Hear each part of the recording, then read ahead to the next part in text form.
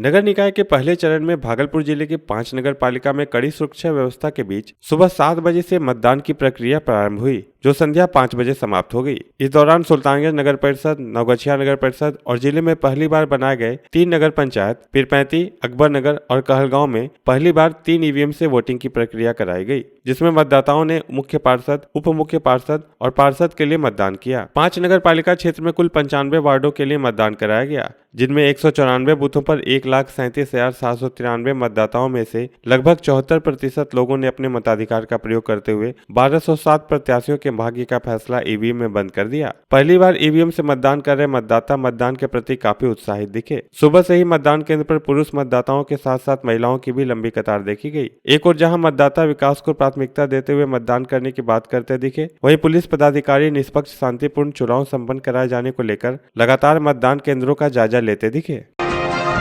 रंगग्राम जन सांस्कृतिक मंच भागलपुर द्वारा आयोजित 9वें भागलपुर रंग महोत्सव का विधिवत उद्घाटन कल 17 दिसंबर शनिवार को हो चुका, जिसमें बाहर से आए 5 नाटक की प्रस्तुति की गई थी। वहीं रविवार 18 दिसंबर को शहर के विभिन्न चौक चौराहों पर कई नाट्य संस्थानों द्वारा नुक्कड़ नाटक की प्रस्तुति दी गई। वहीं दूसरी ओर कला केंद्र के प्रांगण में कई कलाकारों ने लोक नृत्य एवं शास्त्रीय नृत्य की एक से बढ़कर एक कार्यक्रम की प्रस्तुति दी। इसके अलावे कल सोमवार को रविंद्रनगर नाट्य युद्ध कोलकाता द्वारा हिंदी नाटक संघर्ष, मणिपुरी नाटक प्रभास मिलन, गति चोली के पीछे शुद्धि का मंचन होगा। उसके बाद सभी कला जत्था दलों को पुरस्कार से सम्मानित किया जाएगा। गौरतलब हो कि कला केंद्र भागलपुर में 3 दिवसीय भागलपुर रंग महोत्सव कार्यक्रम में भारतवर्ष के कई राज्यों से कलाकारों ने शिरकत किया है, जिनकी प्रस्तुति को देख दर्शकों ने उन्हें काफी सराहा।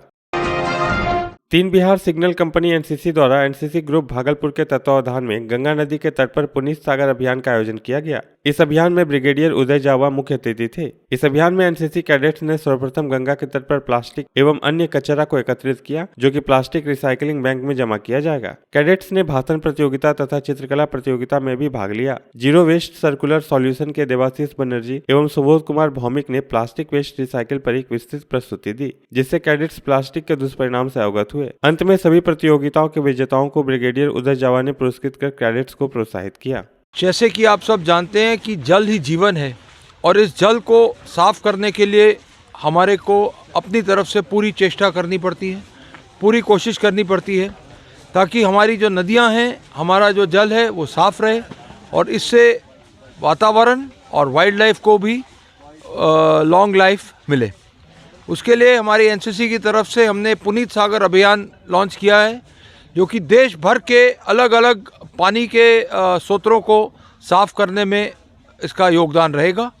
उसी में आज गंगा की तरफ भागलपुर में हम ये पुनीत सागर अभियान कर रहे हैं, ताकि यहाँ पे जो गंगा की डॉल्फिन भागलपुर में मिलती हैं और बाकी वाइल्ड लाइफ है उसको जीवन का दान मिल सके, और साथ साथ जो भी ये वेस्ट है, वेस्ट कलेक्ट होके ज़ीरो सॉल्यूशंस की तरफ जाए, ताकि ये रिसाइकल होके इसका हम आगे यूज़ कर सकें। क्रिसमस के शुभ अवसर पर नाथनगर के चर्च में ईसाई समुदाय के लोगों ने कई तरह के कार्यक्रम का आयोजन किया, जिसमें गीत संगीत के साथ साथ कई विधाओं की प्रस्तुति दी गई। प्रस्तुति को देखकर लोगों का मन गदगद हो गया। गौरतलब हो कि यह कार्यक्रम कोरोना काल के बाद इस बार धूमधाम से मनाया गया। कार्यक्रम के शुभारंभ में गॉड यीशु और मदर मरियम को लोगों ने याद किया। कार्यक्रम के पहले कैंडल जलाकर उनसे लोगों ने आशीर्वाद भी प्राप्त किया।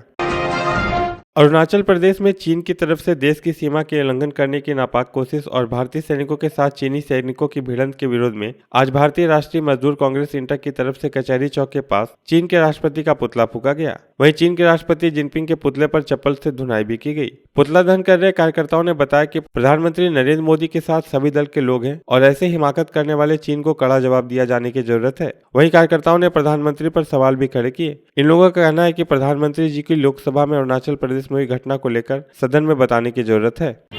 भारतीय राष्ट्रीय मजदूर कांग्रेस इंटा की ओर से जिस तरह से कायरतापूर्ण हरकत को चाइना की सरकार ने, जिनपिंग ने अरुणाचल प्रदेश के तवांग पर उन्होंने जो हमारे ज़मीन को कब्जा करने का हिमाकत की है, उसको लेकर हम लोगों ने आज चीनी के राष्ट्रपति जिनपिंग का पुतला दहन करने का कांग्रेस पार्टी ने आज उन्हें जलाने का काम किया है, भरपूर जूतों से मारने का काम किया है।